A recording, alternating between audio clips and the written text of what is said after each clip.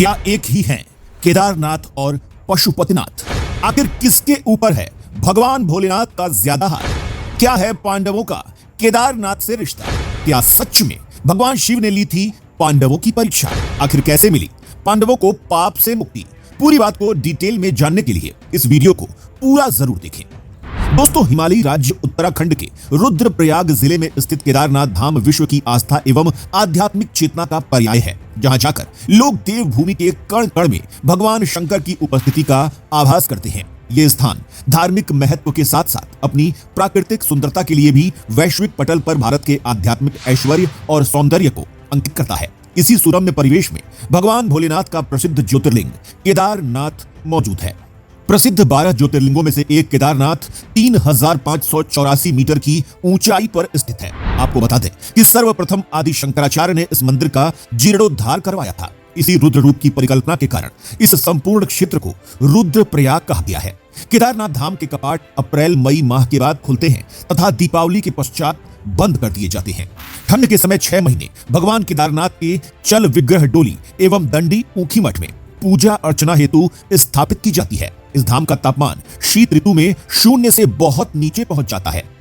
केदारनाथ मंदिर तीनों ओर से उच्च हिमालयी पर्वत श्रृंखलाओं से घिरा हुआ है। एक तरफ से करीब 22,000 फुट ऊंचा केदारनाथ, दूसरी तरफ 21,600 फुट ऊंचा खर्चकुंड तथा तीसरी ओर 22,700 फुट ऊंचा भरतकुंड इस धाम को घेरे हुए है। इसी अलौकिक सुरक्षा के साथ साथ इसे मंदाकिनी, मधुगंगा, शीरगंगा, सरस्वती और स्वर्ण गौरी जैसी पुण्य नदियों का साहचर्य भी प्राप्त है। ऐसा महसूस होता है जैसे ये नदियां कल्याणकारी मां के समान इस मंदिर की सेवा में समर्पित हैं।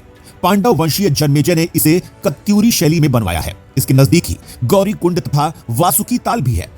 दोस्तों, स्कंद पुराण में वर्णित पौराणिक मान्यताओं के अनुसार नर नारायण ने हिमालय के पर्वत पर पार्थिव लिंग बनाकर अनेक वर्षों तक तपस्या की। उनकी सघन तपस्या से प्रसन्न होकर महादेव ने उन्हें दर्शन दिए तथा उन्हीं नर नारायण के विशिष्ट आग्रह से भगवान शिव ज्योतिर्लिंग स्वरूप में वहीं पर विराजमान हो गए।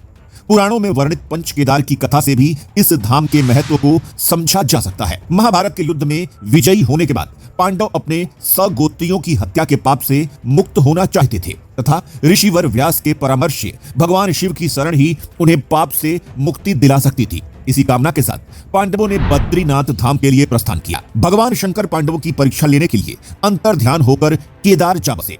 पांडवों को जब पता चला तो वे भी उनके पीछे पीछे केदार पर्वत पर पहुंच गए। भगवान शिव ने पांडवों को आता देख भैंस का रूप धारण कर लिया और पशुओं के झुंड में जम लिए।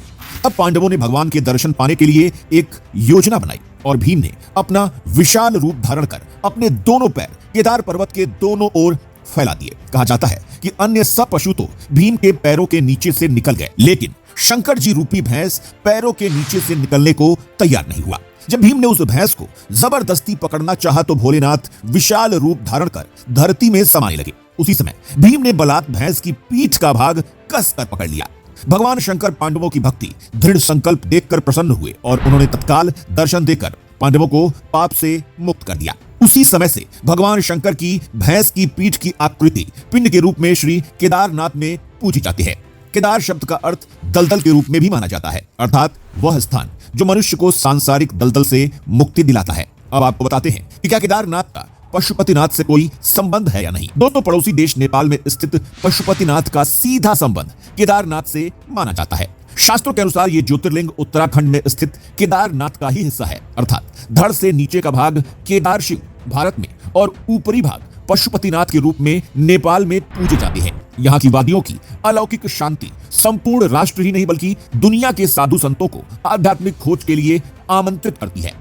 यहाँ मौजूद गुफा में अनेक चिंतकों ने ध्यान करके शारीरिक और मानसिक शांति प्राप्त की है। दोस्तों, आज के इस वीडियो के लिए बस इतना ही। हम आशा करते हैं कि आपको आज का ये वीडियो पसंद आया होगा। आज के इस वीडियो के बारे में आपका क्या कहना है, हमें कमेंट बॉक्स में जरूर बताइए। साथ ही अगर आपको ये वीडियो अच्छा लगा हो तो इसे लाइक कर दीजिए। ऐसे ही और वीडियोस देखते रहने के लिए आप हमारे फेसबुक पेज को फॉलो कर लीजिए।